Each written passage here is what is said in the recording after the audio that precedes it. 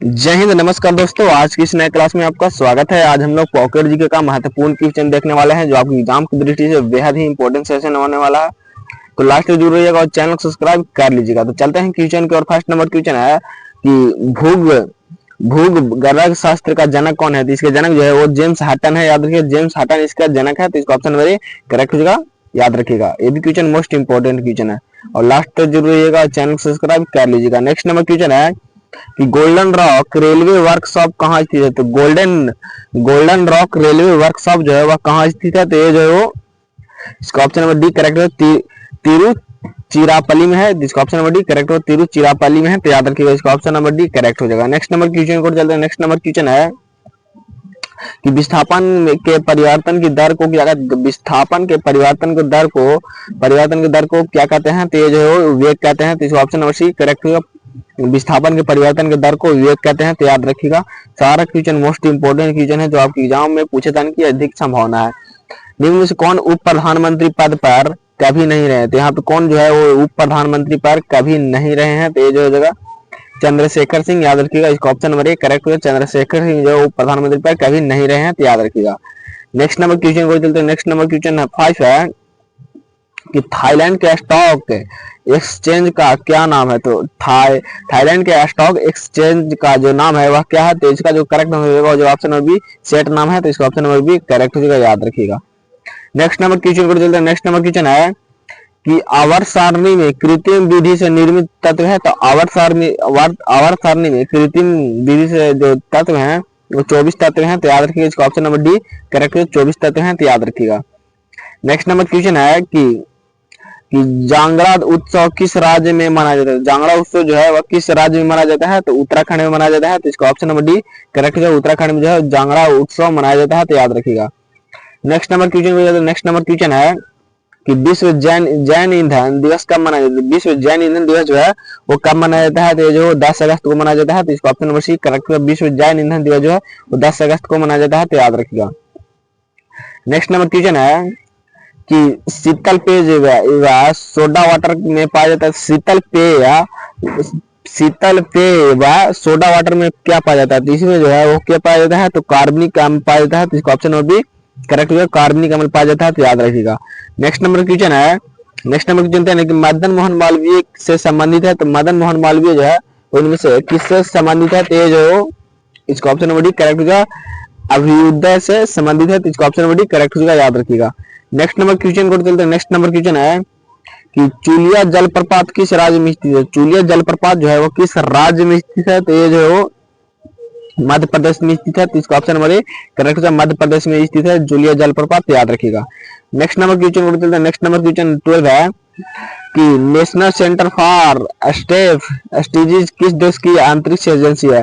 तो ये जो किस देश की अंतरिक्ष एजेंसी है। तो फ्रांस की अंतरिक्ष एजेंसी है। तो इसका ऑप्शन नंबर सी करेक्ट होगा, फ्रांस की। तो याद रखिएगा। नेक्स्ट नंबर क्वेश्चन की ओर चलते हैं। नेक्स्ट नंबर क्वेश्चन 13 है कि कपास उत्पादन के लिए कौन सी क्रांति चलाई गई। तो कपास उत्पादन के लिए जो है कौन सी क्रांति चलाई गई थी। सिल्वर फाइबर क्रांति। तो इसका ऑप्शन नंबर डी करेक्ट होगा, सिल्वर फाइबर क्रांति जो है वो कपास उत्पादन के लिए चलाई गई थी। तो याद रखिएगा। नेक्स्ट नंबर क्वेश्चन है कि कुलिक पक्षी अभ्यारण्य कहाँ स्थित है। कुलिक पक्षी अभ्यारण्य जो है वो कहाँ स्थित है। तो ये जो पश्चिम बंगाल में स्थित है, वेस्ट बंगाल में। तो इसका ऑप्शन नंबर डी करेक्ट होगा, पश्चिम बंगाल या वेस्ट बंगाल में। नेक्स्ट नंबर क्वेश्चन है कि निम्न में से किस पद का शपथ होता है। तो इसमें जो है किस पद का शपथ होता है। तो वित्त आयोग के सदस्य का जो है वो शपथ होता है। तो इसका ऑप्शन नंबर डी करेक्ट हो जाएगा, याद रखिएगा।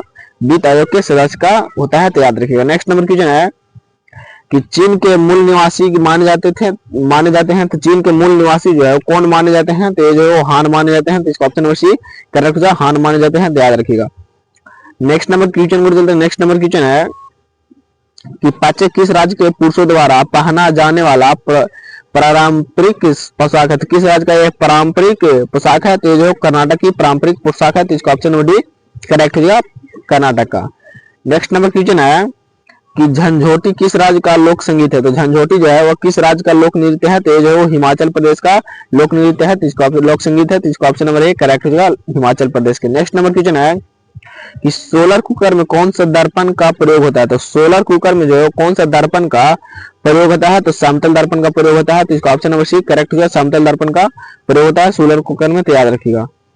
नेक्स्ट नंबर क्वेश्चन है कि निम्न में से किस जैन तीर्थकर का प्रतीक चिन्ह नील कमल है। तो किस जैन तीर्थकर का प्रतीक चिन्ह जो है वो कमल है, तो ये जो नेमिनाथ जी की है, तो इसका ऑप्शन नंबर डी करेक्ट है, नेमिनाथ जी की, तो याद रखिएगा।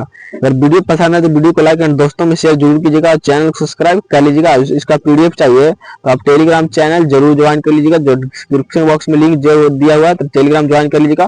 पॉकेट जी का सारा पीडीएफ जो है वो डाल दिया गया है, तो जरूर देख लीजिएगा।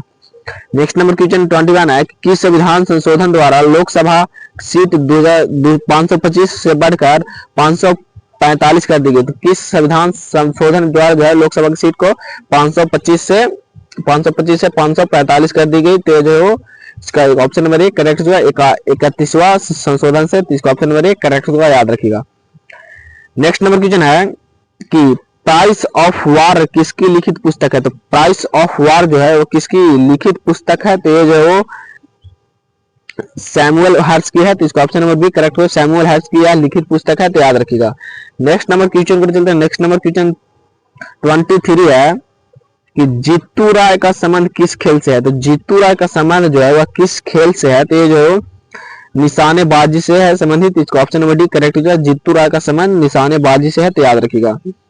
नेक्स्ट नंबर क्वेश्चन है कि निम्न में से किस स्थान पर एप्रिकॉट ब्लॉसम फेस्टिवल मनाया जाता है। तो ये जो किस स्थान पर जो है वो एप्रिकॉट ब्लॉसम फेस्टिवल मनाया जाता है, तो ये जो लद्दाख में मनाया जाता है, तो इसका ऑप्शन नंबर बी करेक्ट होगा, लद्दाख में मनाया जाता है, तो याद रखिएगा।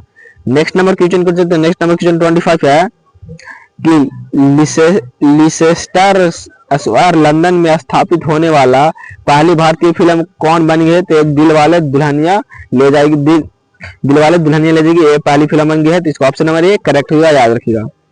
नेक्स्ट नंबर क्वेश्चन है कि काली मिर्च का उत्पादन किस भारतीय राज्य में किया जाता है। तो काली मिर्च का उत्पादन जो किस भारतीय राज्य में किया जाता है, तो ये जो केरल राज्य में किया जाता है, तो इसका ऑप्शन नंबर डी करेक्ट है, केरल राज्य में किया जाता है, तो याद रखिएगा। नेक्स्ट नंबर क्वेश्चन है कि चिनूक पवन किस देश से बहती है। तो चिनूक पवन जो है वो किस देश से बहती है, तो ये जो है वो रॉकी पर्वत से बहती है, तो रॉकी पर्वत, इसका ऑप्शन नंबर डी करेक्ट है, रॉकी पर्वत से, याद रखिएगा। नेक्स्ट नंबर क्वेश्चन है कि हरा ग्रह के नाम से किस उपग्रह को जाना जाता है। तो हरा ग्रह के नाम से जो है वो किस ग्रह को जाना जाता है, तो ये जो वरुण को जाना जाता है, तो इसका ऑप्शन नंबर डी करेक्ट होगा, वरुण को जाना जाता है, तो याद रखिएगा। नेक्स्ट नंबर क्वेश्चन में चलते हैं। नेक्स्ट नंबर क्वेश्चन 29 है कि राष्ट्रीय राजमार्गों का चौराहा किस शहर को कहा जाता है। तो राष्ट्रीय राजमार्गों का चौराहा जो है किस शहर को कहा जाता है, तो ये जो कानपुर को कहा जाता है, तो इसका ऑप्शन नंबर डी करेक्ट जो है, कानपुर को कहा जाता है, तो याद रखिएगा।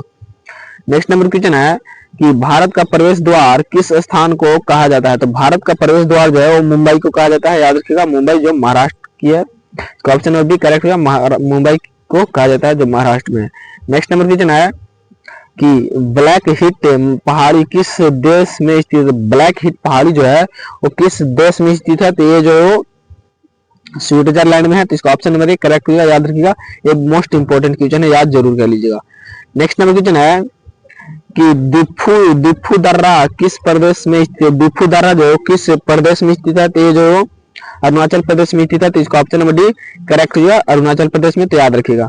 Next number question next number question 33 है कि सह्याद्री की सबसे ऊंची चोटी कौन सी है। सह्याद्री की जो सबसे ऊंची चोटी है यह कौन सी है, तो ये जो कालसूबाई है, तो याद रखिएगा, कालसूबाई, इसका ऑप्शन नंबर ए करेक्ट होगा, कालसूबाई।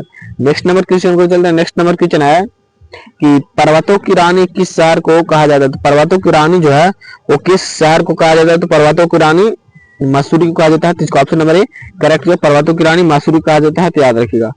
नेक्स्ट नंबर क्वेश्चन है कि डेट्रॉयट किस उद्योग के लिए प्रसिद्ध है। तो डेट्रॉयट जो है वो किस उद्योग के लिए प्रसिद्ध है, तो ऑटोमोबाइल के लिए प्रसिद्ध है, तो इसका ऑप्शन नंबर ए करेक्ट है, ऑटोमोबाइल के लिए प्रसिद्ध है, तो याद रखिएगा।